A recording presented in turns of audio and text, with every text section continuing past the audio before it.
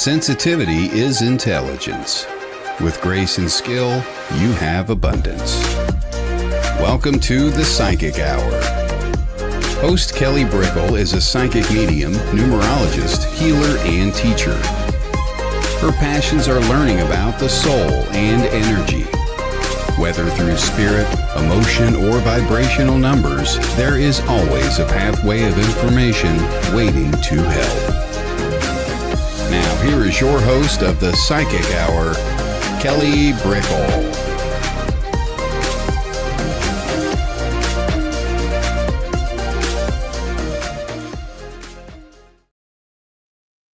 Hello, everybody, and welcome to the Psychic Hour. We have guest medium and author Colin Walker, and we're going to be going into an interview show in just a little bit. So please, everybody say hi. If you could please join us and pop down your questions about spirituality, life, consciousness, your personal experience within the world, and how you're feeling. We're all here to discuss it. Let's dive in, and let me say hello to everybody coming on in. Hello. Hello, Wheezy. Hello. Hello, Lois. Ascending Universal Butterfly. Bernadette. Hello. Dominate. Hello, hello. Let me scroll down. Evelyn. Oh, hey, Evelyn. It's great to see you. Hello, beautiful Evelyn. Hello, Jennifer. Hello, Mel from Australia, and Evelyn from California. Yeah, pop down where you're from. I always love to see it. Evelyn says, welcome, Colin. And yes, Wheezy, you were the first. You were the first. We acknowledge. Hello, Jennifer Rose. Hello. I love different names. I think that's right. Cryanery. Hello, welcome. Hello, Ava. Hello, Jennifer McCormick. Hello, Cheryl Myers. Hello, Emma Jane. Jennifer's from Las Vegas. Awesome. Veronica Jenkins. Hello, Veronica. Charlene. Hello, Charlene. Suki. Hello, from Australia too as well. Wonderful. And Lois, you're from the UK. Beautiful. Hello. We're chatting tonight, but we're also taking spiritual questions, everybody. So you can be very much in the mix. And if you have a question directly related to your life, we won't be going into necessarily a full-blown reading, but we'll talk about the energy of it and maybe the consciousness that comes forth. So it's kind of like diving in. It's not your typical reading, absolutely not, but we read the energy still. So I encourage people to really share whatever comes up. Lindsay, hello. Sue, hello. Christine from Scotland, everybody, hello. Oh my gosh, thank you for your hellos. Kim and June, Cher from Pennsylvania, Woodland, Limerick, Diane, hello from Scotland, hello. It's wonderful to see everybody. Helen from Wiltshire, England. Charlene from England, hello. Canada, Pay. I don't know what the pay part is, but thank you for your hellos from Canada. Hello. Evelyn is saying, do we get spirit points to read them first? Actually, sometimes yes. Life. Maybe sometimes we talk a little bit topic of the day, but life does reward where energy is ready. And for whatever reason, Wheezy, K-Weezy, he likes to be called Wheezy. Wheezy was like, there's a show coming. I'm ready. I know I want to be a part of it, which thank you very much. But yeah, where attention goes, energy flows. So if you're the first, you are lined up with that energy. It's not about comparisons. It's just someone's really lined up with that energy. They're grounded. They're locked up within the energy. They're going to get there. They are aligned to that situation. So it's very fascinating. Sometimes, yes, we acknowledge the early risers, the ready ones. Jennifer always seems to be Yes, there's a lot of Jennifers always on the live. Jennifer Andrews, Jennifer Rose, Jennifer McCormick, other Jennifers. Hello. Natalie, hello from Wales. Hello. I'm from California, everybody, the Orange County area. So I'm saying hello back to you from my area. Jennifer's giving a lot of love. Jennifer Rose. Hey, Stacia. Hey. Hello. Are we there yet? I don't know, Jennifer. I don't know. Hello, Jess. It's great to see you. Hello, Jill. Hello. Okay, everybody. Patrick. Hello, Patrick. Brolick. I'm doing great. Thank you for asking. Michelle Oliver. So many actually wonderful, familiar faces and names. Thank you. Ronnie. Ronnie's in the house. Hello, Ronnie. Hello. Hello, hello, hello. Sandra. Welcome, Sandra. Natalie, hello. All right, everybody, let's get started. Patrick's from Ireland, Law Rink, Ireland. Welcome. I have not been to Ireland. I want to go. I want to go Scotland, all the places, all the places. Hello, hello. Yes. Geraldine, hello from Liverpool. Hello. All right. So, everybody, please join the conversation. We are doing the interview show. And let's bring in Colin Walker from the start away we go. Start it off, right? Hello. Hi, Kelly. Thank you so much for the invitation. And hello to everybody. I was watching you go through all those names. It's like, thank you so much, everybody, for joining us. Great to have you all here. Absolutely. Absolutely. We're blessed to have so many wonderful people from around the world. Some people here from your pages, my pages, Jennifer's pages, Veronica's pages. It truly takes a village.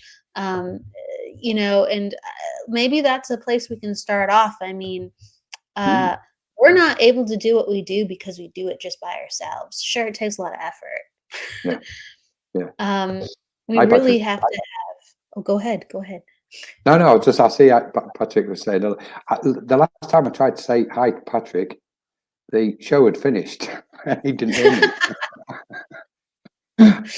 Well, he's saying hi. He's saying hi right now. Looking at it's hi, Patrick, and I was looking at Evelyn's. She said, "I've started." She's grinning already, and we ain't started. The enthusiasm is there. Jennifer saying Colin. Bernie saying Jennifer. hi. Hi, Jennifer. Hi, Jennifer Rose. And all the Jennifers. How many Jennifers are on tonight? Who knew my bus lights? There's 3 or 4 on tonight. There's definitely at least 3 right now with us. Patrick says he renewed his bus license. Yeah, he's got. He started off with 1 bus. He's probably got about 3 or 4 buses now. I think he's going to need up to 10. Oh my gosh. Charlene says, hello, Colin. Hi, Charlene. Lovely to see you. Or have you with us? Lewis. Hey. Hi, Lewis. Hello. I don't know what to say. You guys are amazing. It's like, thank you all for coming. Hi, Ava. Carolyn's from South Africa. Hi, Caroline. Caroline, sorry. No, go. Yeah, hey. Yeah. And we're just feeling the love. So Rose says hi, and yes, everybody, thank you. Okay, so what I was saying was that we really can't do this alone. It really is collective energy that moves so many things. Yeah. Maybe you are leading with intention and thought, but it can't just stay that way in order for things to grow and change and move. And what's your thought about collective energy as a human with other humans? Well, it's the number one. It's the most important thing going, collectivity. I know people's opinions differ, but if the problem, without going too far, the issue with humanity is divide and division. And so because there's an individualism aspect. So we've got to have that collectivism. And I'm pleased you started off with the village aspect, because I have a tendency to think these things like, all the podcasts and chats and everybody, what's going on around the world like you're doing and Jennifer Rose, etc. They're like small town squares. where everybody comes to meet and they can talk about the topic and the subject. And from that, growth comes out of it, spiritual growth and spiritual expansion. So in a way, it starts at home and the community at home. I tend to stay away from tribes and the weird tribe and tribal aspect because of the divide and division. You get one tribe, you get the opposing tribe, another tribe. But I think what we're looking at here is a collective community of souls. That's what we're looking at. And in a physical body, in a vehicle, which is carrying us upon this earth plane or upon the physical earth, I liken it to a plane rather than just a solid mass of the earth. So the physical body is carrying the soul, and the soul is profoundly interconnected to every other soul in so many ways. And the different facets of the soul, of each individual soul, is what makes the beauty of the collective itself. So I think we're at a point now, Kelly, where we can liken it to a cleansing of the house, what's taking place in the world. We know there's a cosmic event. It's not just a small event. We know it's a cosmic event. The cosmic event is dictating and determining. It's in control, basically. And it's saying the light is coming. And humanity's got to be ready for it. And that's why we've got all these awakenings taking place, etc. And I think hope is needed at the moment. I think hope and support and inspiration and community is needed so badly at the moment for everybody, without any taking sides. I don't take sides. I believe in the Buddhist tradition where you walk, the middle way is the true way. And I think if we just go into that stillness and that peace, or that silence, if you like, within us, and just pull back a little bit, then we expand and we go, okay, I am part of the collective. In a multidimensional fashion, not just as a human being on the earth. Yes. So, I mean, we can open this up as far as it's just going to expand, isn't it? Yes, I do think that people are becoming enlightened. A lot more people are interested in spirituality, thus acknowledging that they are a soul and looking into the soul's knowing and not just what the world has taught us or even how we've been raised. It's getting shattered into something more connected with the truth. I thought it was really interesting what you said at the beginning too. You said that like groups or tribes, even if we're working together, as soon as like a gathering of people comes together, it's energetically then there is an opposing group that forms. That's right. Yeah. And so even when there's the formation of so much good happening within the world, we have to deal with these other themes. Yes. Yeah. I think collectively, I mean, we've got to be realistic of what's going on, who we are, our stage in evolution, and our level of understanding is determined by the expanse of our consciousness. This is one of the beautiful things what's happening now. People's minds are opening up. There's an expanse of consciousness. And in that, the mind begins, or the psyche, whichever way we look at it, the mind begins to perceive and see and understand that there's a purer vibration of truth, which tells us there's more vibrations of truth as well, yet to be seen. So what we're trying to do is cope with the individual aspect of existing on the planet. And we're trying to cope with the collective energy and this multitude of wavelengths, frequencies, and vibrations, what are affecting everybody at the moment. So if we take the recent frequencies, what's in and they're just slightly passing for most people now. But the last fortnight has been an incredible dense wave of energy, which everybody's had to cope with. Now, we could say that may have been, we could connect that to collective karma, that we're purifying that, we're clearing that energy, we're cleansing it in order to evolve to that next stage. Because I believe everything is a step in evolution, whether we deem it negative or positive. When we come into the center point, and again, I'll refer to the stillness, that in stillness there's clarity. It's natural that there's an empty space within us and we can see clearer. And then we go, okay, this polarity is causing a lot of difficulties for a lot of people and a lot of suffering for a lot of people. So where's the true answer? Well, it's got to be in the light of the soul. It's got to, that's where it abides, because we all believe that the light of the soul is pure. And if we step into the light of our soul, there's clarity there. In effect, that's what light is. Light is clarity itself. Like if we walk in a room and it's dark and we put the light on, everything becomes clear. So it's interesting times where we're at the minute. And I know Spirit, we've just come out of we've just literally, before we came on here, we've come out of we've got a chance course on Minorca Consciousness Group, and we've just done one of the sessions. And it was different this evening, without revealing too much about, because obviously it's private. It's not private, but respecting everybody's privacy. But the conversation at the end was about the variations of energies, what was taking place within the circle, and how different it was, and relating them to these energies, what's happening in the world now, and then putting that to where is Spirit and those celestial beings in all of this, and what they're trying to tell us. And it's that there's a constant with Spirit, or they're always saying, just stick to the path, keep aligned, prepare yourself for this event as much as you possibly can, and keep moving forward. Because that's where we're here. We're here with you all. That's their words. It's like we're here constantly. Sometimes you might not be able to reach us. Sometimes it might feel that we're distant from you. But in effect, they're not distant from us. We pull away from them.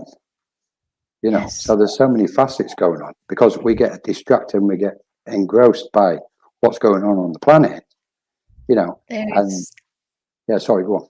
I was going to say, no, there's a lot of distractions that go on the planet. Like, we're doing our work. We have our values, we have our beliefs, we have our passions, and then we get, sidetracked, and plans derail, emotions, moods, conflict. Yeah.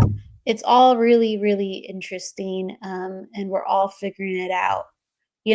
Speaking of, it's very funny, and I'm gonna give you the stage in just a second. I just realized that I did not bring my power cord in here, which is very, very, again, today is very, very interesting. So my computer is about to shut down, and I should fix that really quick. So I'm right here, but I'm gonna go grab that. And I'm going to hand the stage to you, and I'll be right back. You're going to leave me on my own, aren't you? Okay, let's see where we go. You're amongst friends. Right, I'm just going to go off on one then. I'll just go off on one. There's a lot of comments in here, and there's a lot of questions. Jennifer saved the day.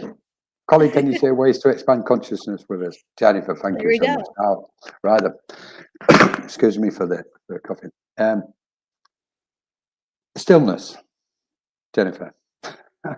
Stillness seems so easy, doesn't it?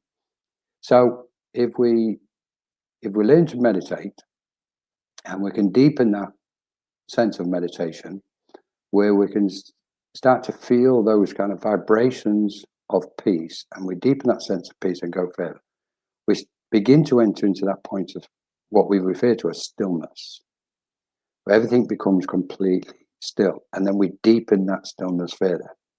And in that process, what takes place is the mind will naturally expand. That's through meditation. It will naturally begin to open up, expand. We become more sensitive, like a tuning fork. We begin to sense spiritual energies and other energies, dimensions and realms and planes, etc. And we view that as an expansion. We can add to this and say, well, the expansion, which direction do we expand in? Well, in all directions. Because I believe, and I've always thought this, that when we ask the question why I'm here in this world, I believe we've come to put light into this plane or wave of existence. All of us. And we've come to transform energies. So we're using the body as a vehicle. The light is in. We expand the light. Spirit guide, then come and guide us. All those light beings, star beings, etc. They come to guide us within these dimensions, what we're existing in. And we're transforming the densities of this plane or these planes. So we've got this constant expansion, if that makes sense, with all the time with the guidance of those beautiful beings in the world of spirit. So that's one way of expanding our consciousness. We can make reference to expanding the consciousness as in opening up, when we refer to opening up to spirit. So we can just imagine our mind just literally expanding outwards in this very moment. And as we feel and sense that opening up, we're refining the sensitivity of our awareness. And that's when we start feeling, becoming aware and sensing those subtle, what's called subtle vibrations of reality. And we can't say those other realities. There's only one reality, but there's many frequencies and subtle vibrations of what we sense and become aware of in all directions. Oh, thank you, Jennifer. Kelly's back. That saved me. I am, and I think this is interesting. So I'm going to take this question and I'm going to bridge it to another question. And so Jennifer asks, why does silence make me very uncomfortable? And really, I thought it was interesting because within what you were answering with consciousness, you highlighted the need for stillness. And the need for stillness goes with the need for silence sometimes. And it takes me back in my own consciousness to this understanding of like the space of pre-creation, like the void. Okay. And so it's like we need these very quiet, these very still type of energies in order then thus to produce, to create, to generate. And so there is a place for that almost that emptiness, that nothingness, and really it feels like, whoa, like I have so much of this other energy. This doesn't feel very good. And really, it's the complementary nature. As soon as you get comfortable with it, you're able to do much more, be much more conscious, and you're connected. How do you feel about that? Yeah, I totally agree with what you're saying, Kelly. I can't see the question for some reason. The bottom of my screen is, maybe it'll go on me. Is it, why do I feel uncomfortable? Yes, it's why does silence make me feel very uncomfortable? It's Right. it's up higher in the comments, and then it's Okay. Hi, Jennifer. Jennifer Andrews. Okay, brilliant question. And I think it's very common what you're asking as well. So I think it's a very pertinent question. So I'm going to try and simplify this. It's to do with attachments and attachment itself. Because when we land on the planet, silence is scary. When we land on the planet, well, I say land, when we're born, we're literally our senses are bombarded by other frequencies, noise, sound, people's voices, machinery, and we go through life and our senses are completely bombarded. And in order to cope with that, what happens is we adjust our frequency to that frequency. So we then become more accepting of all the noise around us, okay? With all the distractions, TV, work conditions, whatever's going on in our world, in the periphery of our field of energy. So we use a coping mechanism, and we try to attune with it. But in that attunement, what we're doing is we're getting attached to some of it. So we're attached to being on the move. We're attached to people's conversation. We're attached to being active on that kind of frequency of our awareness. So when somebody goes, okay, if it just becomes still, the first thing what comes at us is all the noise again. And we're attached to it. And therefore we go, well, I don't want to let go of all this noise now because I'm used to it. I'm familiar with it. It's a part of me. And the stillness of the soul is going, no, I'm here. It's okay. Just keep coming this way. keep coming this way, because I'm going to give you the peace, and I'm going to give you that love and security, all the rest of it. But most importantly, it gives us that smooth, almost like a flat pond, still pond, a velvet still pond of complete stillness. And in there is the truth of what we're all searching for. That's the short version. I think so. I think it's scary because we don't know the extent of our soul. Yeah. And it's a very different experience, and we have to meet it. Yeah. And at first, to have the experience of being wise, you have to fully experience not knowing and being Ignorance. lost and confused and scared, right? Yeah. So you journey past that, and you start getting answers, and you start maybe not, we don't know everything, but you start being more comfortable traversing, and that's where the wisdom comes from. And again, in order to have power, you have to feel powerless at times. Yeah. And when we're in these spaces, we feel very, very uncomfortable. Yeah. And that's okay. Definitely. The next part is even better if we keep going, and maybe that next part is 3 months or a year of this. Maybe it's a day of it. I don't know, but we have to get to the next part. There's better parts after this if you feel really, really scared with silence. Yeah, I totally agree. It's funny you mentioned something there as well, Kelly,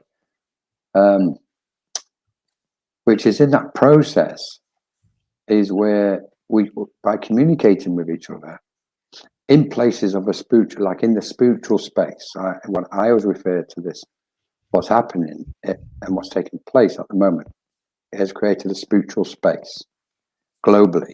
So we're all kind of inside this spiritual space, talking, communicating, sharing, etc., healing, everything. It's beautiful. And by being in the space, it leads us, it's gradually doing its own thing. It's leading us towards the stillness within. Because all the talks, all the conversation, all the books, all the knowledge of spiritual teachings are constantly leading us to the light of our soul, which is the stillness within, that inner light of awareness, where we can abide in that still pond. So interesting that it's come up. I do think it's helpful to talk about. I think this actually kind of goes together with one another.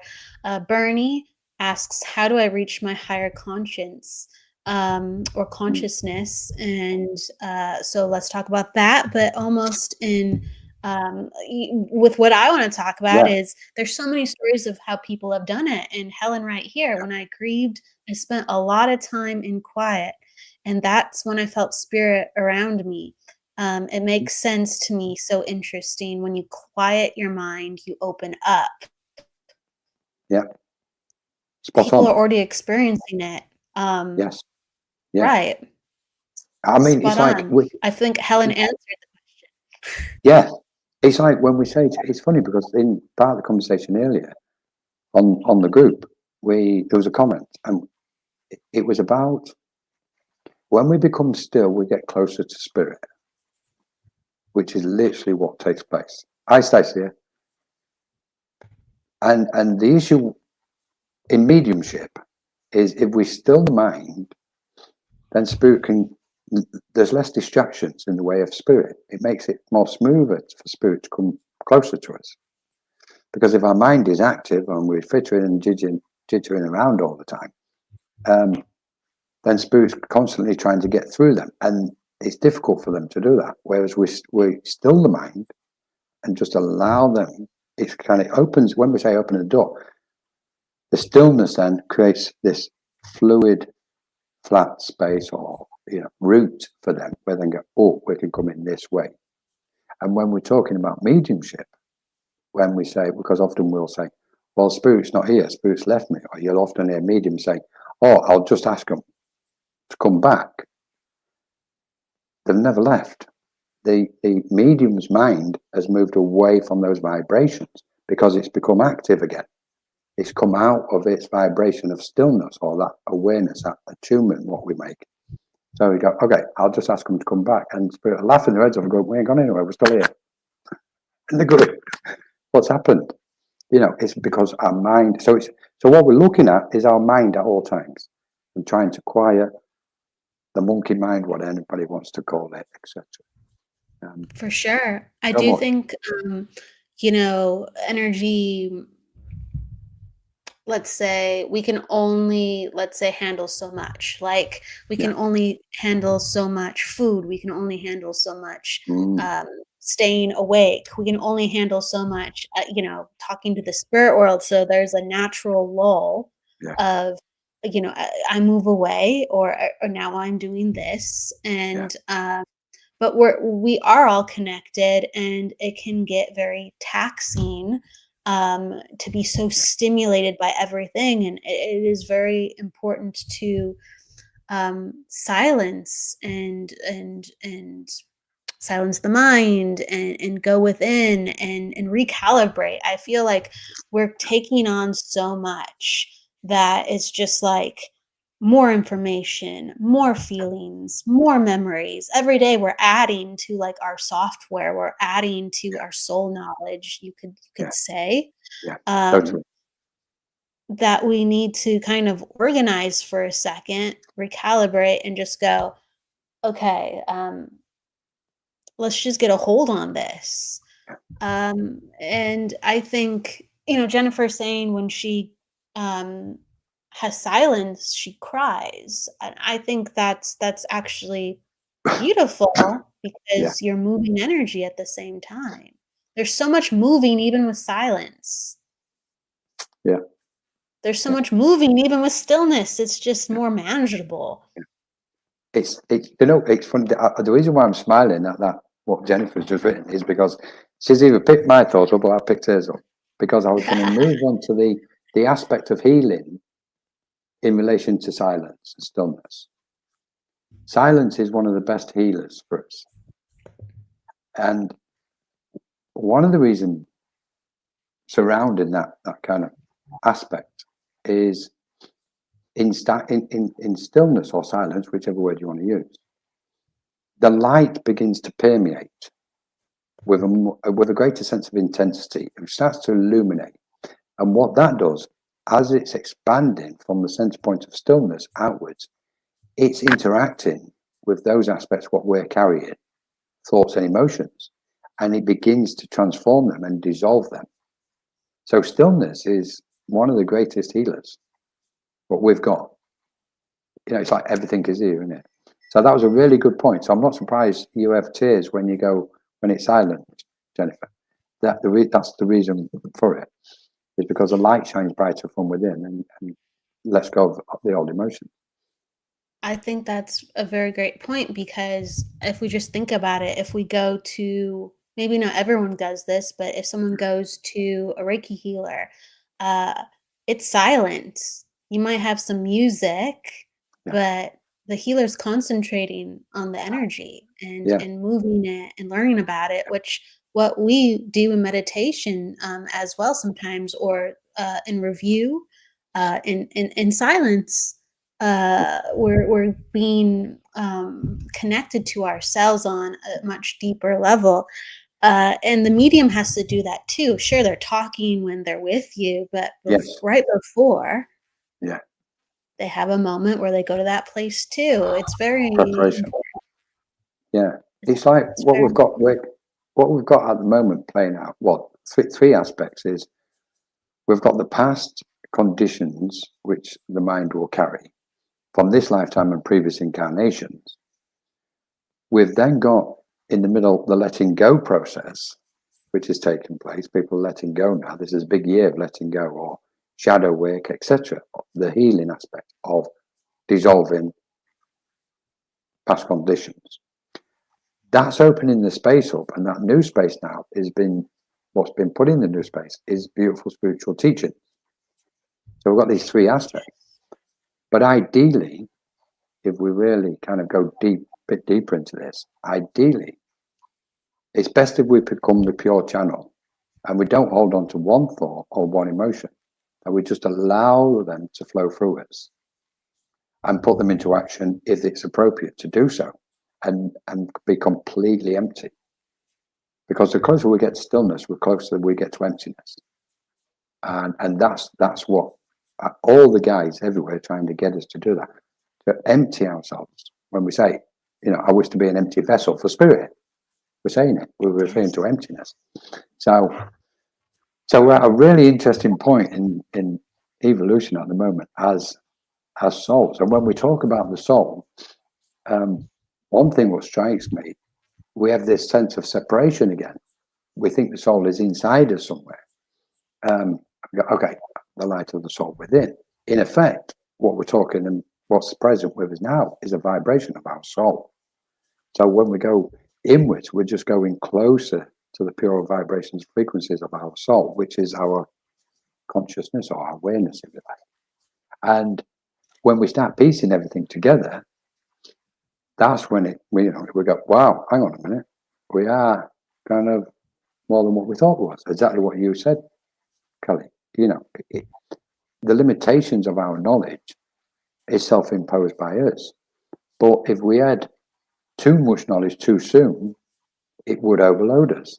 We've got to deal and sort and transform and bring the light from what we've gathered from all the experiences we have, and continuously clear and clear and clear as we go forward. The gifts of healing and mediumship and psychic aspects, etc. These are natural aspects which just ripen as we clear. There's so much more still we've got to open up to, which is waiting for the human mind. And I say the human mind because when we're in the body, as in when we're in the body, once we open up to further things,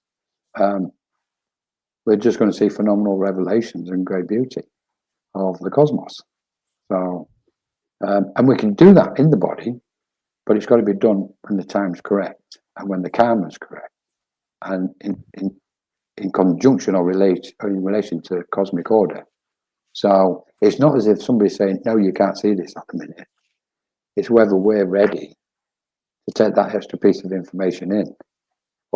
And that's our choice. So the more we clear, the more we can receive, as in knowledge and understanding and expansion. Yeah, I think it's a cycle of receiving and then letting go, a taking in and clearing. We need both to move energy. We can't just, I have this experience and I have, these resources and I have this house and I have this partner and I have this job and I have this and I have this and I have this. No, you have to, as you're having, you let things go and you move and you realize, and the energy has to be in certain conditions. And maybe that sounds a little esoteric, but it kind of goes back to what you were saying, at least my thoughts, where you said, no, the soul isn't in the body. And I believe that too. I believe that the body is in the soul. And that sounds so, like, to conceptualize that is weird, because it's like, wouldn't we have autonomy if this like really small thing was just, connected to this greatness? Like, wouldn't we have all these options? Wouldn't we have all this knowing? Wouldn't we have all this mastery? And then we're just like piloting this little vehicle. No, for whatever reason, we're focusing on the human experience, and we have to remember that we have all these buttons, bells, and whistles that are disposable to us. Correct. Yes. We have no idea, though. Yes. Yeah. Very interesting, because it's perception in it. When we look at perception and trying to understand what perception is, where it comes from, and because then that gives a greater understanding of spirit and the spirit world. So then when we're looking at the physical body, and again, our relationship to the physical body is determined by the thought itself. So, hi, Alison. So most people, because of the conditioning, associate with the physical body to be this dense, solid mass. But clearly we're not.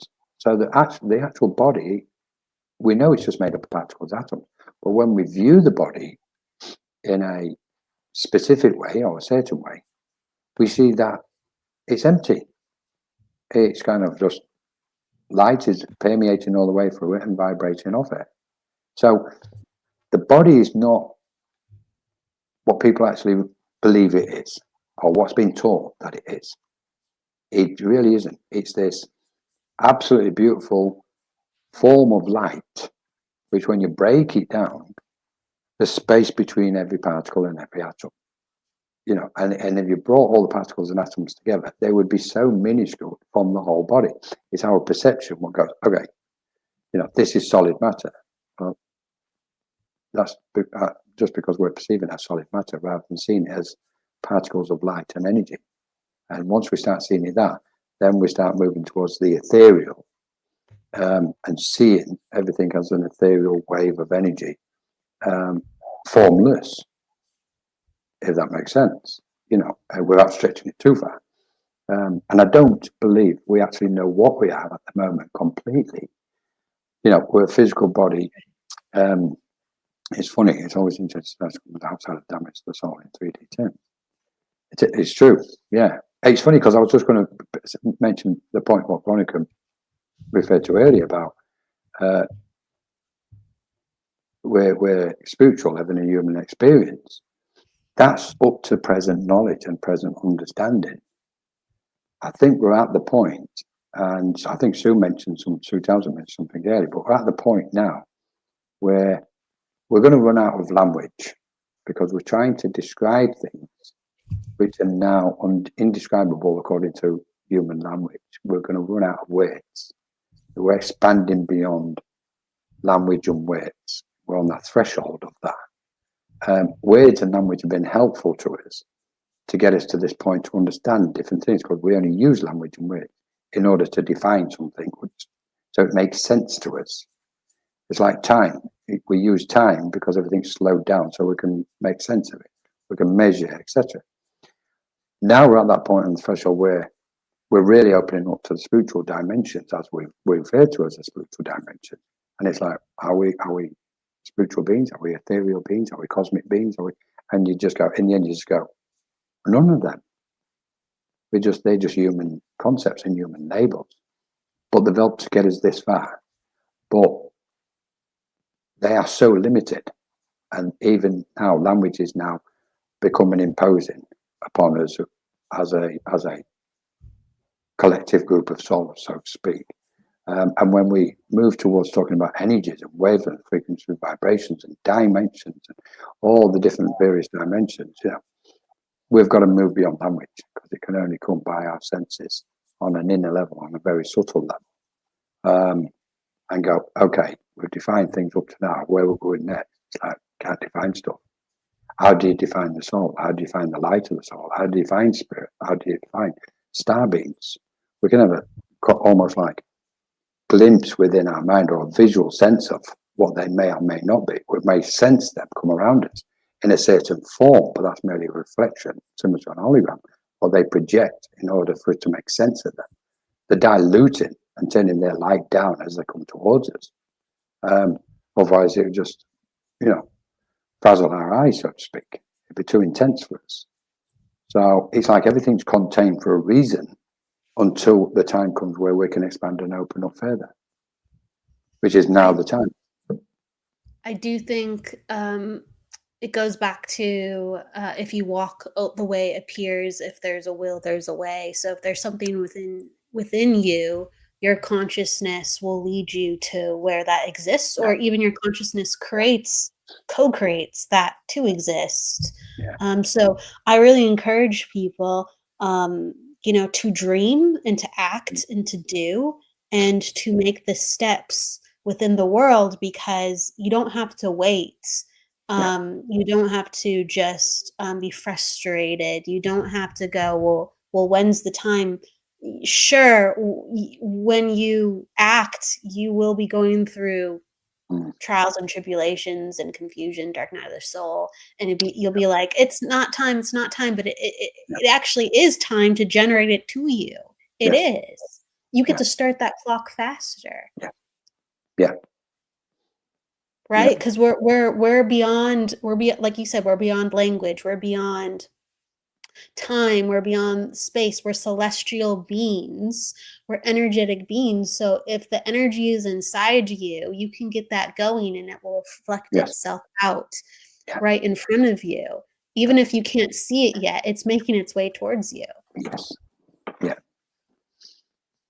It's beautiful. It's absolutely beautiful stuff.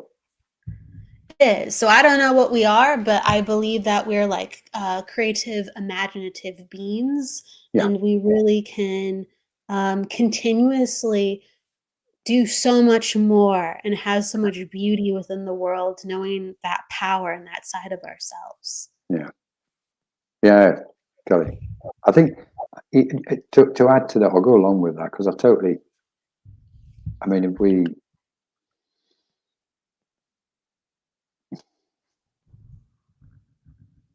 moving on that frequency, what you've just kind of presented and put into the space,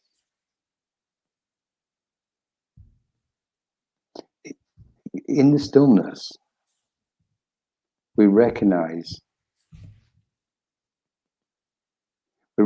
pure light in its, I can't say greatest form, but to a degree in its purest form. And in its purest form is where everything and nothing exists. And all the worries, all the fears, all the human conditions dissolve. And they hold no gravity at a certain point.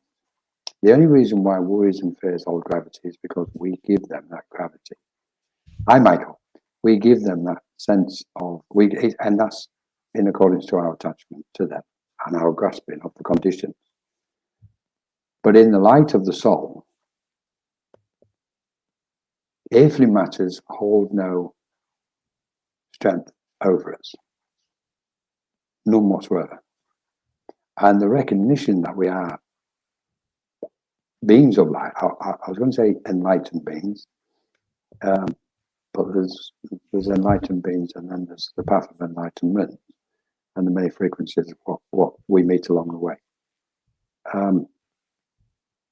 But the beauty of that light, that inner light, elevates us and ascends their consciousness to such a degree that all earthly conditions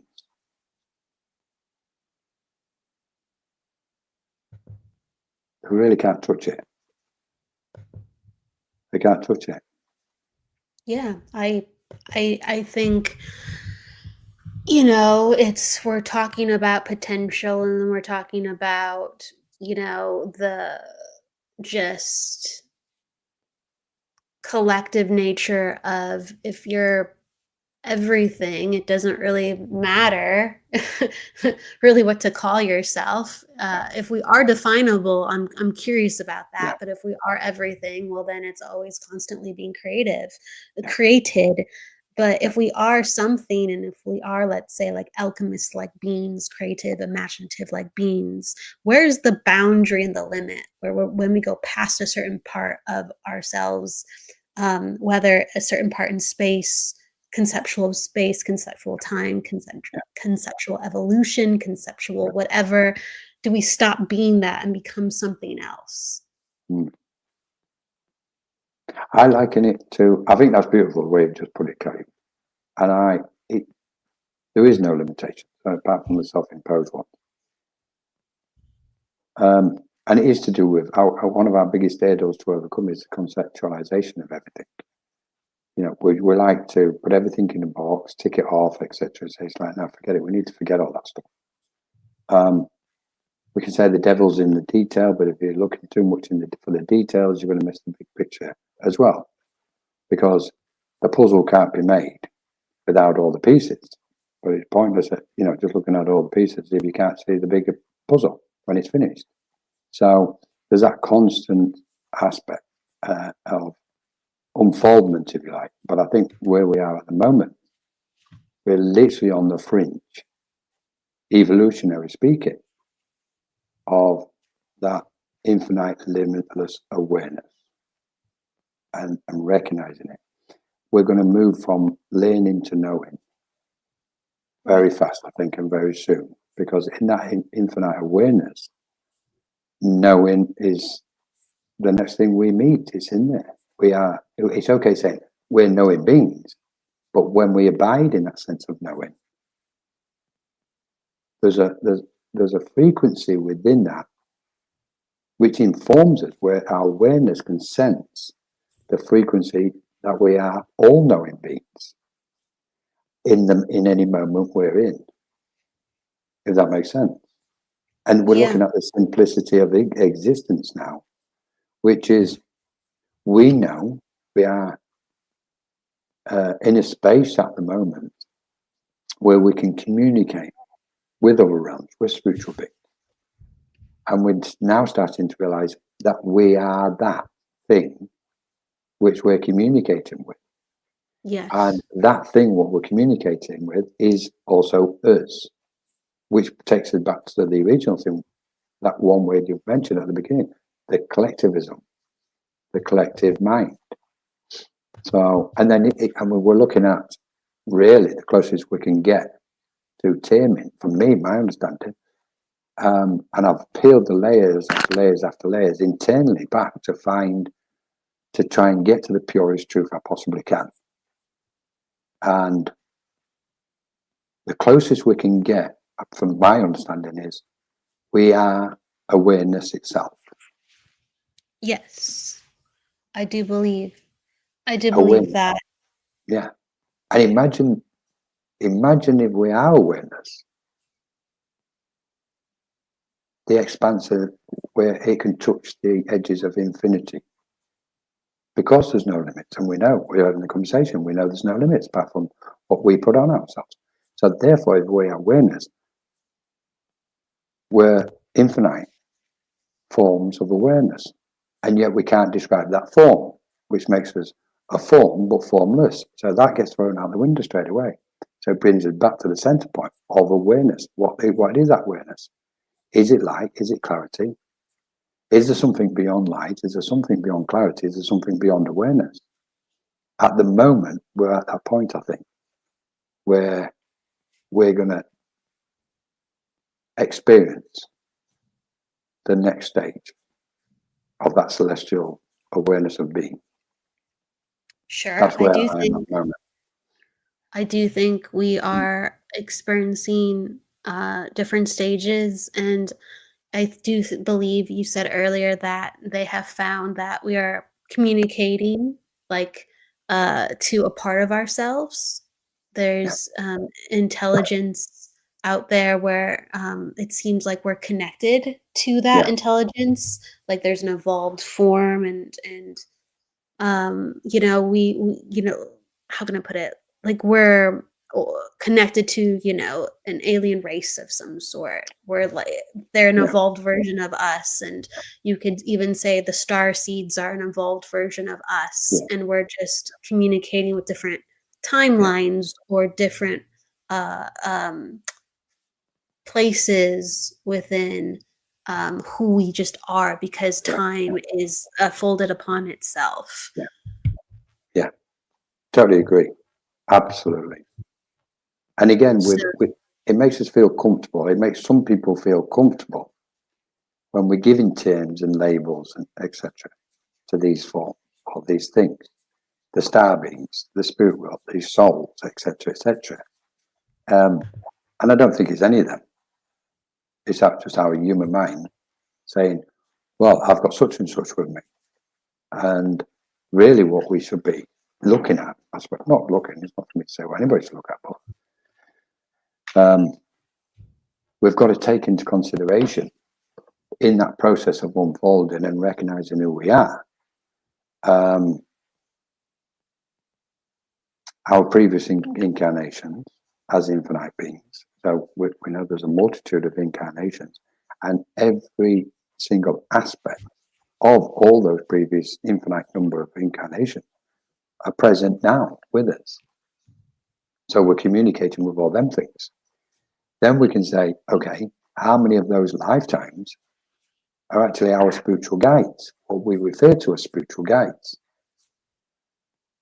Yeah, that too. That too. It's Well, not yeah, just no, right aliens and star seeds and no, that's beings. right. It's the other Yeah, side too. Yeah. yeah.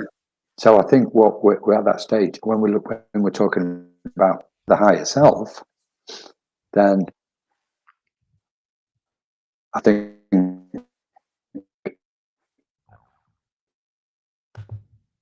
Colin, you frozen.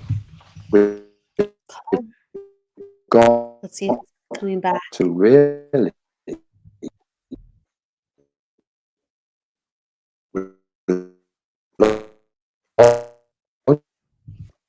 Colin, I'm gonna please. really quick. Let's see if he's. I'm just taking Colin off the screen for a second because he is going very distorted and it's creating some noise. I think he's back though. Let's see. Let's see.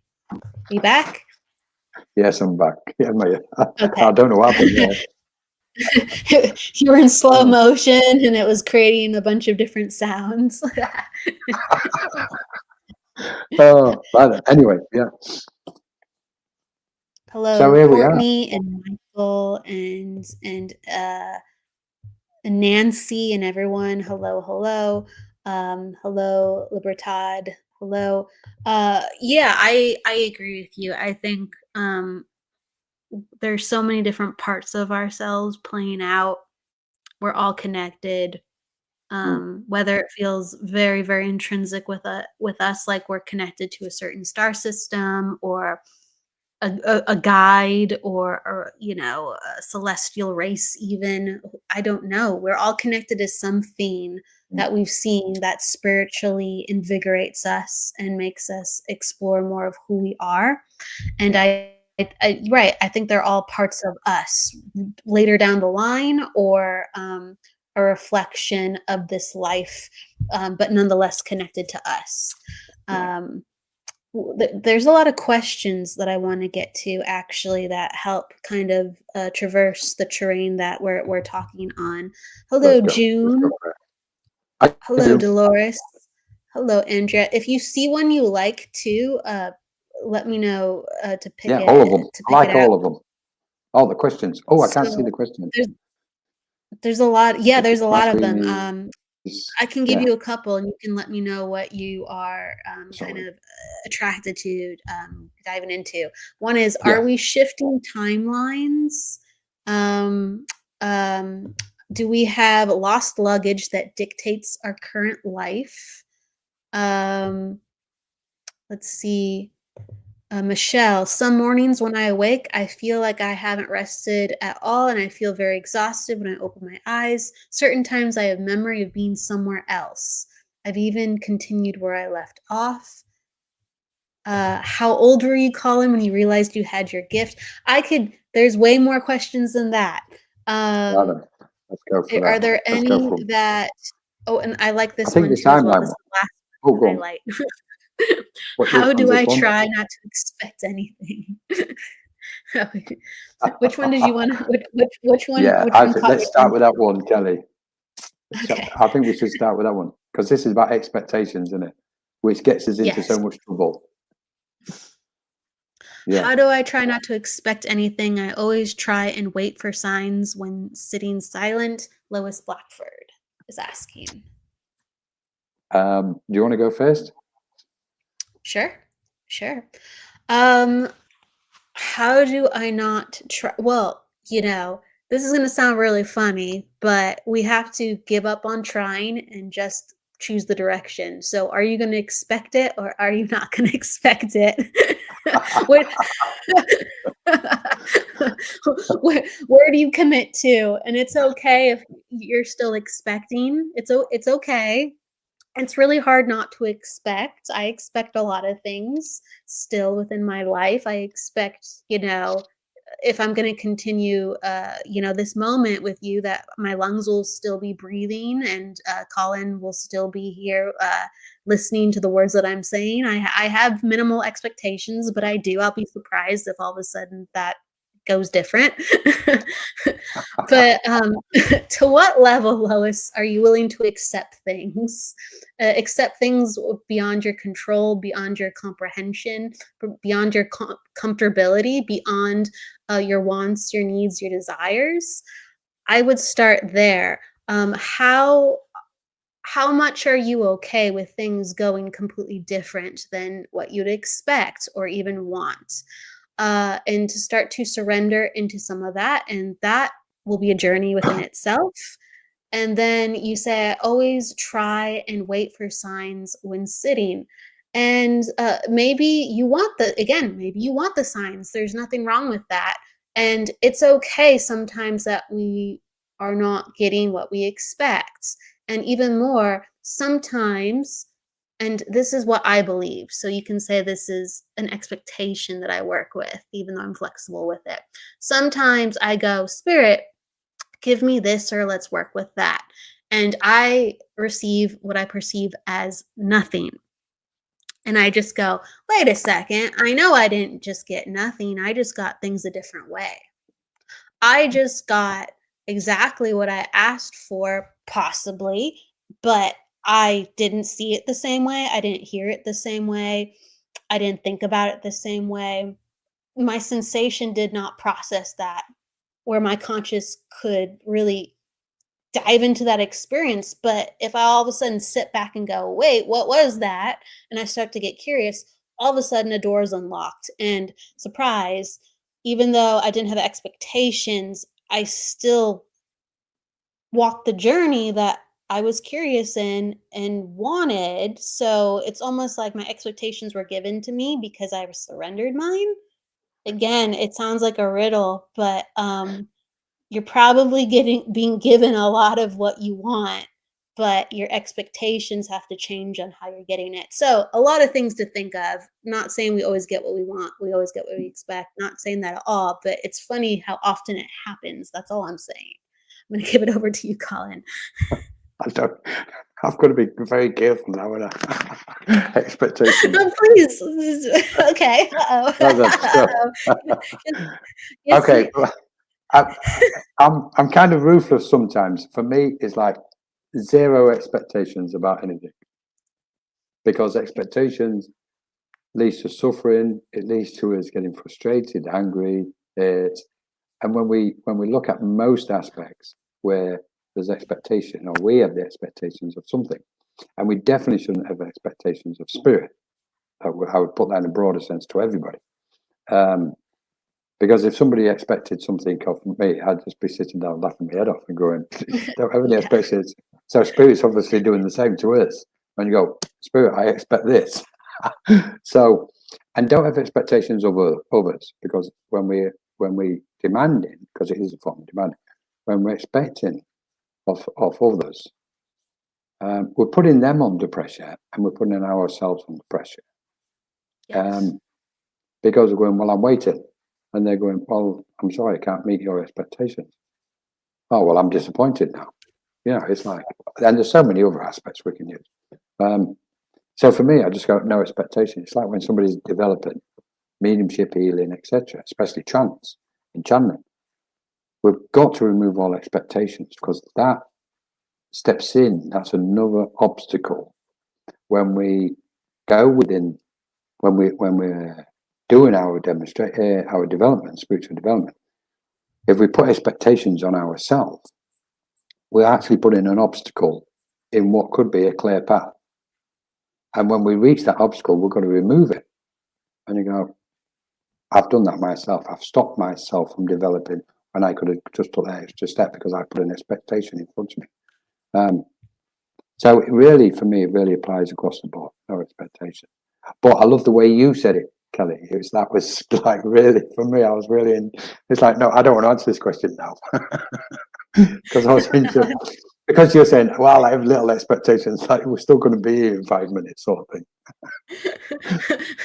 Yeah, I think there's I can release, though, the I do have some minimal expectations that come out with me being human, but if they all went away, since I'm willing to surrender my expectations at the same time, I'll just be like, oh, well, I kind of expected it to go this way, but it's okay, it doesn't. You know what I mean? Like, but I expect sometimes to be surprised too, Yeah. right? So Yeah. it's and you expect to have no expectations. So we're still in the energy of expecting something.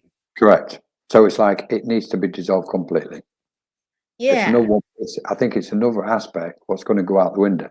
That's getting transformed and dissolved. So I think it's interesting because, it's okay. Part of having no expectations, I feel, is it's okay to talk about expectations. You- Oh, I was expecting that. Sounds paradoxical, but it's part of it. That's part of dissolving, the barrier, I think, maybe. I don't know. I could be wrong on that, but We can expect to dissolve expectations when we're finished talking about it. maybe. Well, I'm just having fun. I'm having fun with you on it. I love it. I love it. This is what. Oh, what's the next question? Veronica's maybe it's more expectation stuff, but Veronica is saying expectations are a form of control when we need to be releasing control. I agree. I think that expectations with people are a very dangerous thing, and they're a very silly thing. I think expectations on ourselves, that dangerous or silly, just the same. But sometimes we can review that with the self and go, I get to learn about myself through the expectations. Yeah. Is there anything you'd like to add? And then we'll go to the next question. No, he's right. I agree with Veronica on this because the control is as a direct result of the ego. The frequencies are connected. So in effect, the expectation comes from when we trace it back, ultimately it goes back to the ego again. It's like I want to control, and therefore in that controlling mode, then I have expectations. So it's all interlinked. Good stuff. It is good stuff. I'll keep that one short. But there was another timelines. There was a timelines one. Might be an interesting. Maybe tackle. Oh, the timeline one. No. Yeah. Take it. I think the lost luggage can go with the shifting timelines even, right? You could even, they even can go hand in hand a little bit. Yeah, let's do Are We Shifting Timelines? I think this is a great one. Would you like to start or shall I yeah, go for it. No, I'll go first because then you can contract me. Because I don't like contracting you. I don't want to say anything what might. Okay. I'm okay with you going counter. I'm okay with that. I'm going to throw this in. Let's throw this one. What was it? Are we shifting timelines? Yes. No, there is no such thing as timelines. It's an invention from the human mind. And off. Over to you, Kelly. Did you say it? Oh, I love it. I love it. I think we can't be. So I might be countering you. So just bear with me. I'm not saying I know. I think. Come on, say you know. Well, you said it's an invention of the human mind. I don't know. So I'm gonna say from my interpretation, I don't know, and it could be an invention of the human mind. It could be we're psychologically deep diving. And because we talked about earlier, is time even real? And well, how can I put this, Colin? Let me ask you, in your mind, are timelines the same as alternate dimensions conceptually, or are they different things to you? They're different things to me. Okay. Sometimes I look at them as the same, even though they're very different. I can understand that. So, Are we Sorry, shifting? see the association. Sorry, Kelly. I can see the association what people make or a Right. mind can make to them. Yes. So right. Got you. Okay. So are we shifting timelines? I'm going to say I'm going to agree with Colin because I understand kind of the different viewpoints. I'm going to agree with Colin. No, we're here. You know, we're evolving as we need to evolve. Are there other dimensions and are there other things going on? I would say Most probably. definitely. Most definitely. Most definitely. We can expand And on this. please go. I'm going to hand it back to you then. Brilliant. Okay then. Let's. So guys, this is for everybody watching. This is for entertainment purposes only, but it's still true. I'm starting to get full. Right. But it's only mine, not your guys, not yours. So, time. Let's go to time then. For me, time is a frequency, and it's a specific frequency. I believe it's a slow-moving frequency. Okay. And the reason why I say that is because it's a frequency which is it's got to be slow in order for us to make sense of the world we live in. So time is, I don't want to say time has been invented, but a frequency is present upon this world, what we refer to as time. Okay, when we're thinking in a big scheme about energies.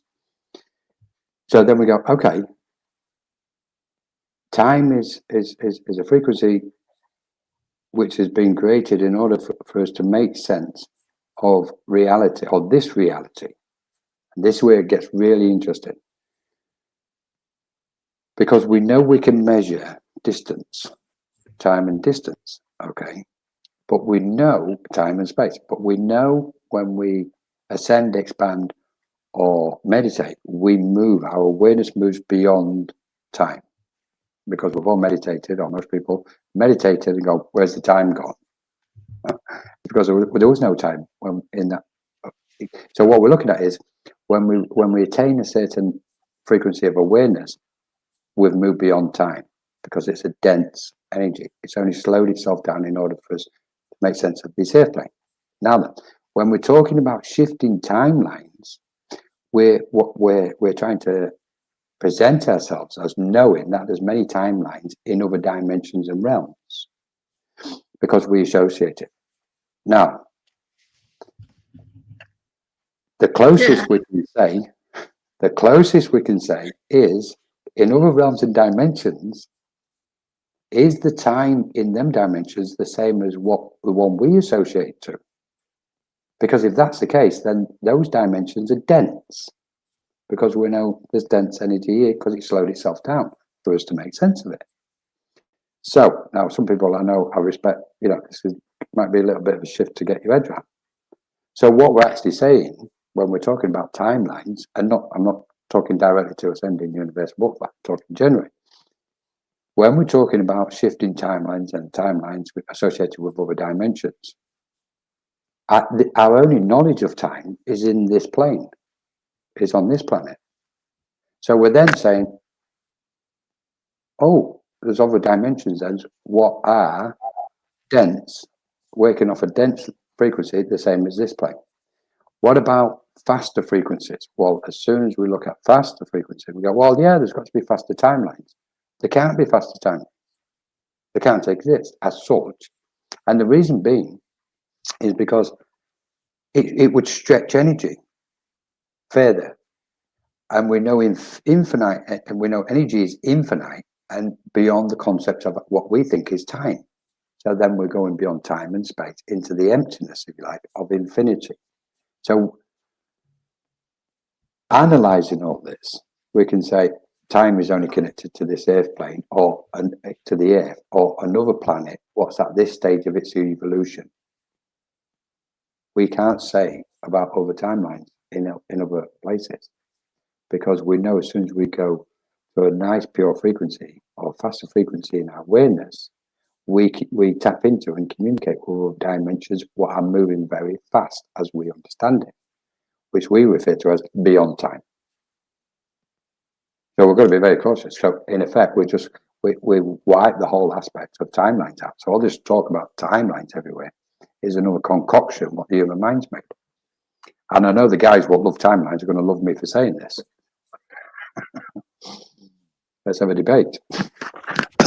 Well, I'm just maybe I'm going down the rabbit hole, like, a little bit too much. But I'm thinking about like space, and there's like time distortions in space, and the further you get to a black hole, the time starts getting more and more, exaggerated with that deviates from our laws, Yeah. and even there was physicists that confirmed that we all experience time differently, like by the fraction of a fraction of a fraction of a fraction of a fraction of a Right. second.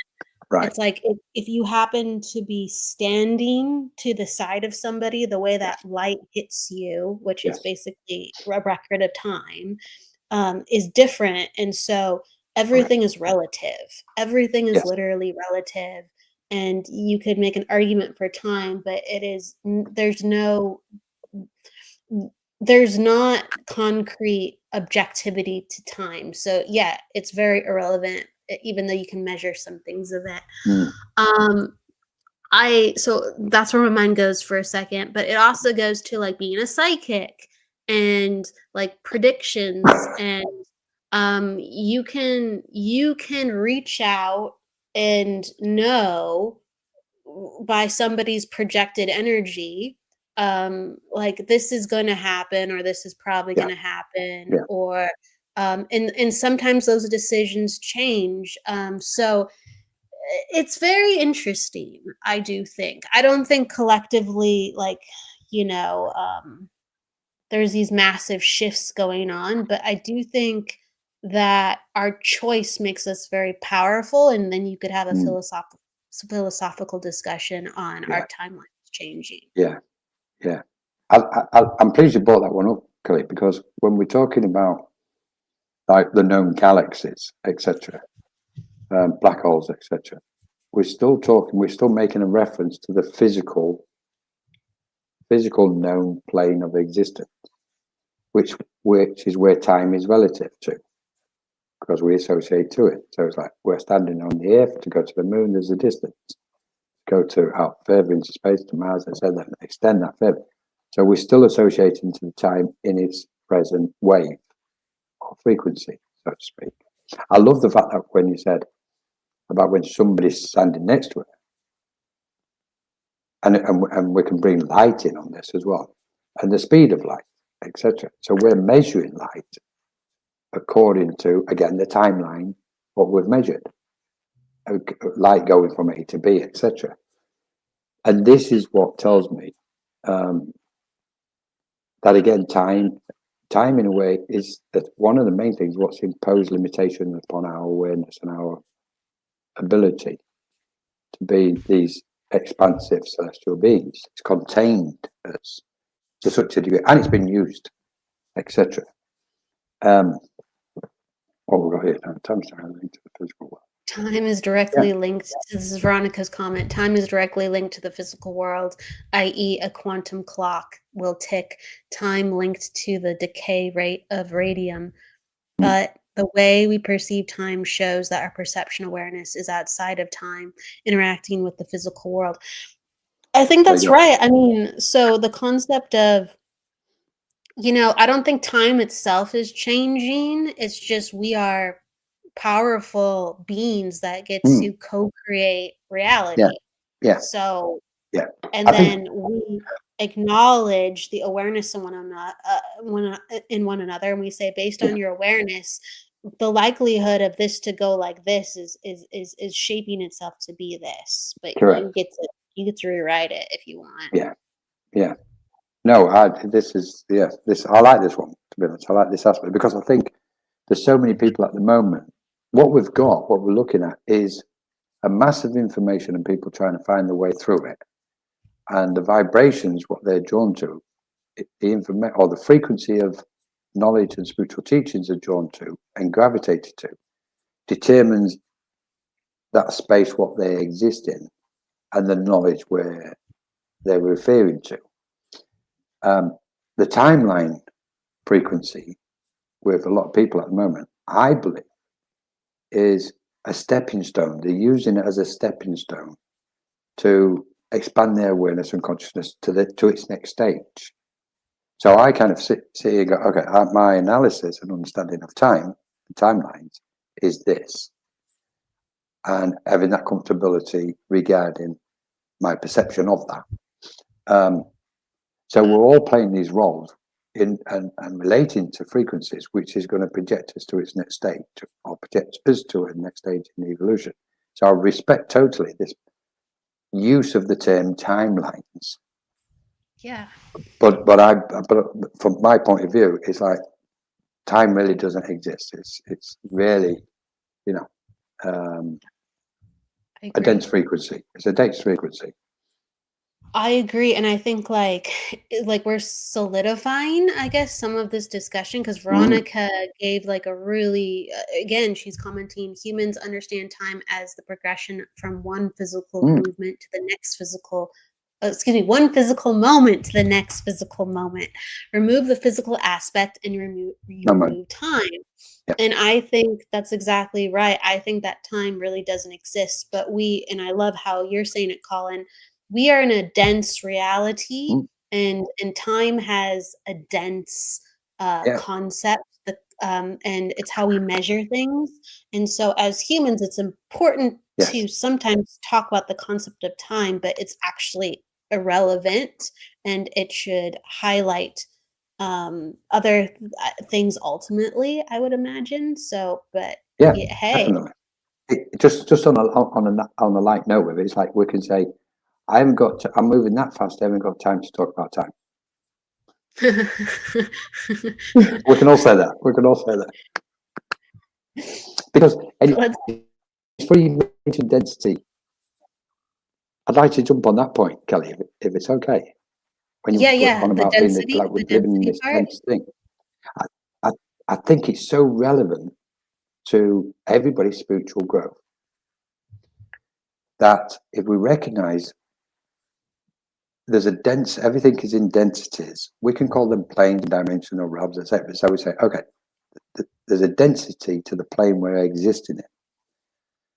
When we look at that, I think anybody who's on a spiritual path, it's really beneficial for them, because then it gives them some kind of concept within themselves, in their own awareness, to go, okay, if this is a density and I'm trying to communicate with lighter planes, it tells us I need to move my mind there. I think it's really helpful, and I think it's helpful for anybody who's developing mediumistically, because okay, rather than me sitting here waiting for spirit to come to me, what am I doing? I'm in this dense state of matter. What we think, I need to move myself, because if we bring the separation in, which we know there isn't anymore, but in this certain frequency, if we bring the separation aspect in, it's like, right, spirit's over there and I'm here. They're willing to meet me halfway. Okay, I'm in this density. I'm going to lighten up. I'm going to open up, expand, and I'm going to send and shine my light in order to make that attunement with them. And I think so. Referring to density was kind of triggered that one in me, which I think is relevant for people. Maybe it's not. I think, like, the universe is made up of different frequencies, and we are more than just one frequency, and right now we are dense. A part of us is dense because we need to play out on this plane, on this I've been dimension. dense all my life. You've been dense all my life. Well, isn't that funny? Well, as humans, we're pretty dense to spirit, like, no pun intended. Yeah. So this is so true. Goes with everything. This is so true. I don't know if this will help anybody, actually, because saying that, it's like when we're communicating with spirit and when spirit's coming through, it might be, I don't know, some people might want to know this information when they're developing their psychic and mediumistic abilities. these planes, what we make reference to, if we view them as densities, spirit's got to come through them densities to get to us. And we've got to go through them to get to them. That takes a lot of energy for spirit to do. You know, people can go, spirit's just a thought. Does it though? I kind of Pardon? wonder, does it though? I wonder, does it though? I wonder. What?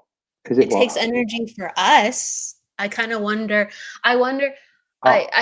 That is or is that I hear that a lot where they're like it. I think it takes a lot of energy, but I don't think that's necessarily that difficult for spirit. But it does take a lot of energy. Right. This is a good point. This we're just opening this up a little bit because you've made a good point, Kelly. Right. So on one level, it's not, because they can easily top up their tanks from the energy field of energy around them, which is the light. Okay. So then they go, right, I need to top my tanks up because I'm going down there. Okay. To see my family and my loved ones. Okay. But when they're coming through specific frequencies, like what's the word? Like spectrums of frequencies. And as they're coming through, then they've got to stand in and withstand this field of energy of the airplane to get close to us. And that takes energy to hold that link from their side to us. So they go, right, time's up, I've got to go back. And I think that's all connected to energy. And so I agree with you saying it doesn't really take that, because it's like they can get in. But when we go that next step in, you go, well, then actually there's the other side where it does. So I think on this occasion, I think we're probably both in agreement with each other's views, because I think you're right in what you're saying. I think right. That it's interesting when we think things are hard, when we think things are hard, that sometimes we extend that concept to the spirit world, and it's fascinating. Okay. Yeah, it's fascinating. It is. I want to go to a question, but really quick, Veronica is saying energy is linked to the physical world. Spirit is not of this world and therefore does not have energy in a physical sense. It's different types of energies. Yes, I do think it's different types of energies. Is that what you mean, Veronica? We're grounding different types of energies. We're meeting with different types of energies. First question: has everybody else left? Is there only Veronica here? No. Everyone. There's a bunch of people listening, and there's people commenting. There's one question here it is up top. There's some people who are everybody. I know there's a bunch of people still here. Say hello. Jennifer was laughing at what you said earlier. Ascending butterflies still asking questions, and yes. Let's see. There were so many questions before we were like honing in on only a certain few, but this is another one. What? That is one, but there was another one before that. Oh gosh, where was it? I was actually looking for her other question. Oh yeah, this one. So we can go back to that one if you like, but let's look at this one. Yeah. In a given day, how many energies do we interact with and attach to our auras without even realizing the impact carrying unwanted baggage? Absolutely brilliant question. And people are laughing. They're saying we're still here. I think you guys are still here. Kim's like, hi. I'm going to go to bed. Jennifer. Not everybody's gone home and gone to bed. Right then. So the butterfly one. Let's have a look. Okay, I'm going to come back to Veronica's if that's all right in a minute. But the butterfly one she was saying, how many energies do we interact with? Can we find that again, Kelly, please? Yeah. Here we go. I got it. It's brilliant. It's up top. I got it. I can see the questions now as well. I can see the chat. Here we go. I found it. In any given day. Okay then. So the reason why I find this really fascinating and interesting is because this came up last week in a certain way when we think of, since we're a child, since we're born, how many environments we've been present in, all the way through our lives. Every single day we've been in different environments, and our awareness senses every particle and atom in that environment. Like, so you go, okay, this is an incalculable number to a human mind anyway, because we know we're receptive beings as well as transmitters. So we can send signals out and we can receive signals. That's the auric field, or the field of energy. And I liken it to we can bring the toroidal field in, but I liken it to the emanation of our awareness. So our awareness is like, we can liken it to an optic fiber lamp with all the sensors, the little sensor pads on the end of that optic fiber lamp. That's in the space around us, sensing all the energy. That's why we receive these signals of, is it a good environment? Is it a dangerous environment, etc., etc. We'll level it all up because we're receiving them signals.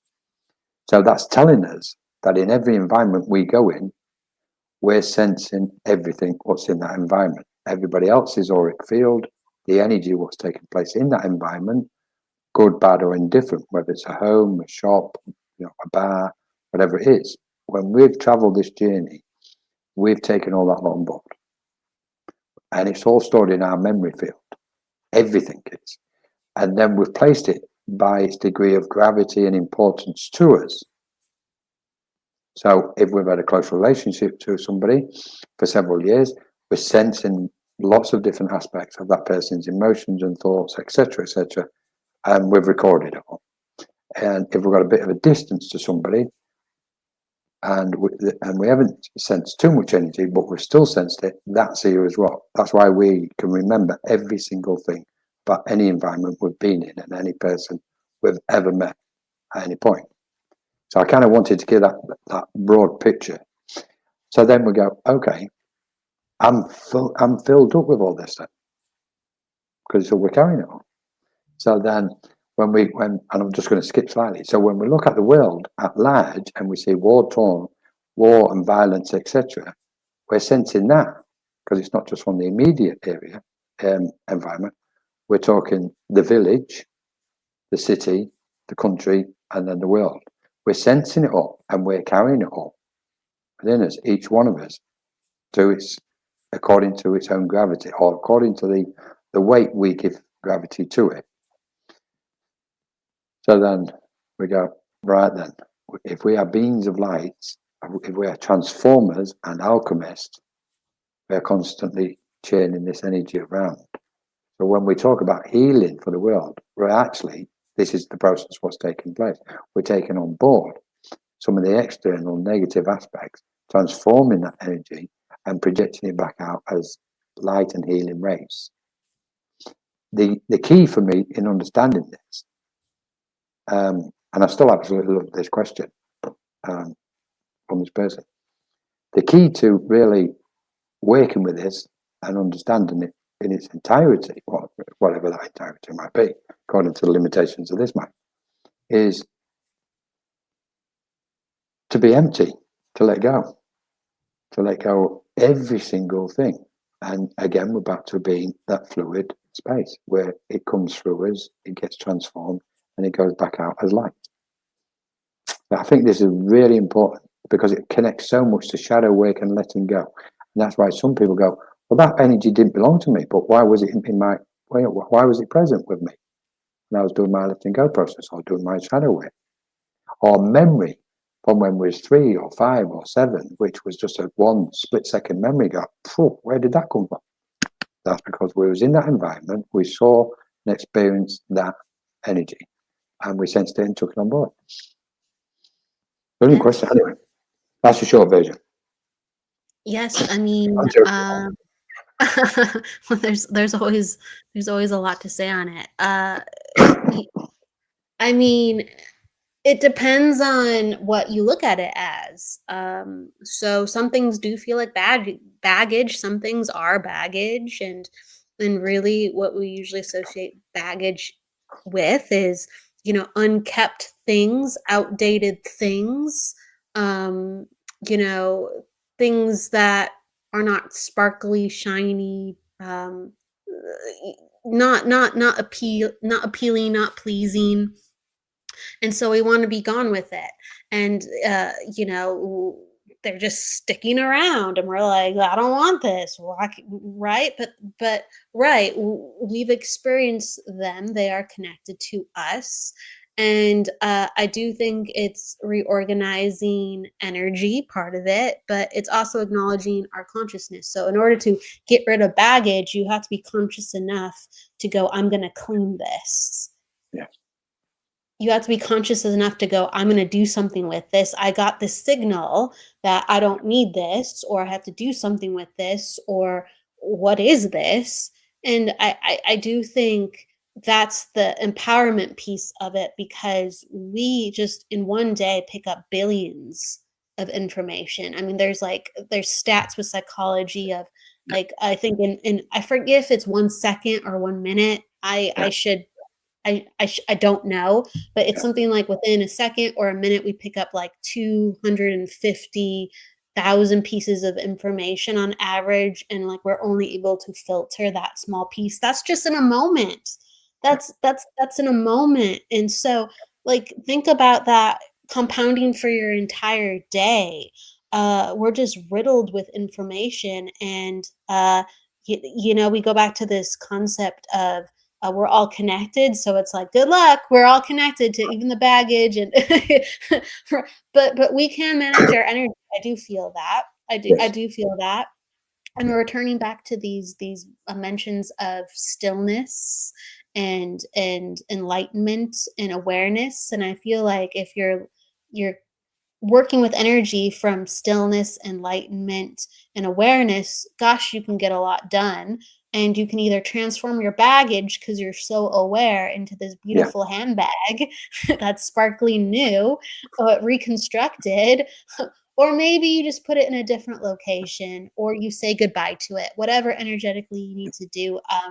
We have to be home somehow in order to clean the house. If we're always traveling and we're like, I don't like what's going on in the house, I'm gonna go run, I'm gonna go hang out with my friends, I'm gonna go to a concert.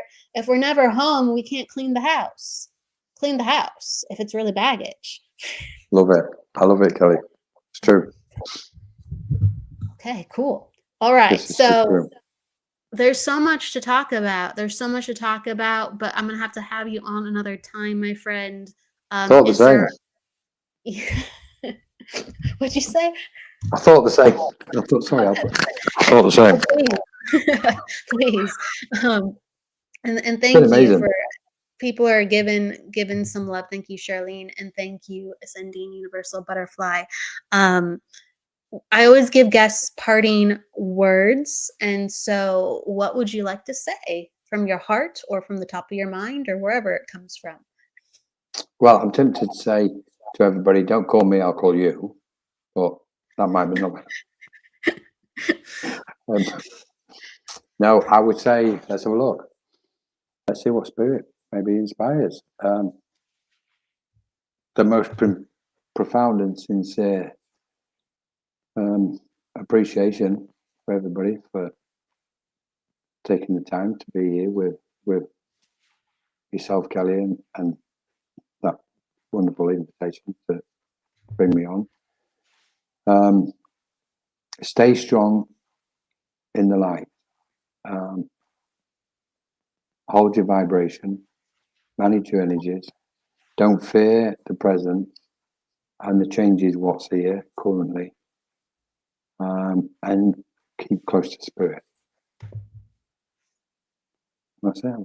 There's so many other things what could come, but yeah, I think this moment in time is tumultuous, to say the least, and I think take comfort and support in the spiritual community around you. Everybody, I hope you got some comfort today with the spiritual community. Hopefully we We didn't make you go like, why are you talking about timelines? Why are you talking about consciousness? No, Well, I'm sure they came for this reason. I'm joking with you. They came for this reason.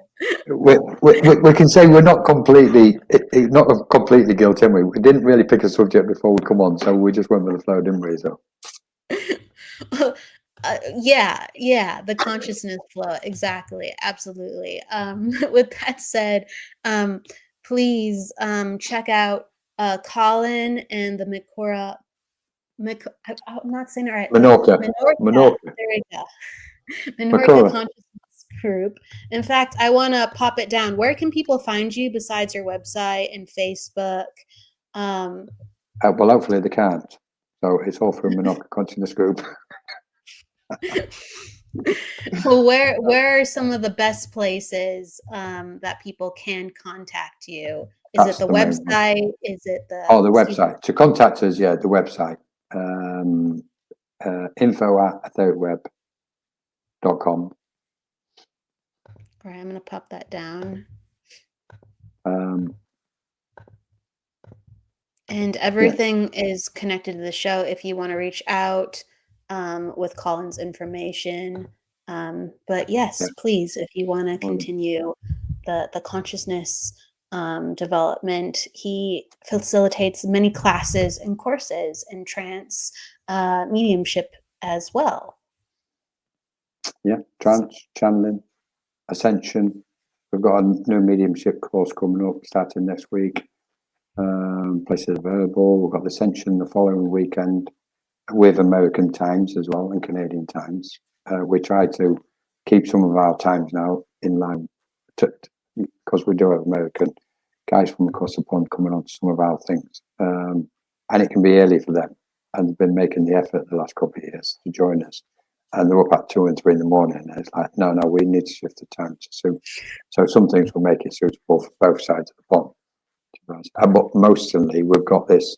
We're starting a new virtual centre very soon, where people will be able to come and practice the channeling, and there'll be spaces open, support rooms, open circles during the day, etc. Healing, there'll be a trance healing clinic, 6-week free awakening to your spiritual gifts, etc. So there's so much. So we're looking forward to opening the new centre, the virtual centre. It will be online, and there's masses of stuff going on in there when it starts. Okay, so lots of upcoming things with the Cora Consciousness Group. Check it out, and hi, Michael Zinn, for coming in at the very end. I'm waving to him. Hi, Michael. Hello. But with that said, we will have you on again, and I wish you and our audience to go with love, luck, light, and don't forget to live, everybody. We will see you soon on Friday for Embracing Infinity and the Numerology Hour. See you then. Bye. Bye-bye, everybody. Lots of love. Lots of love to everybody. Thank you, Kelly.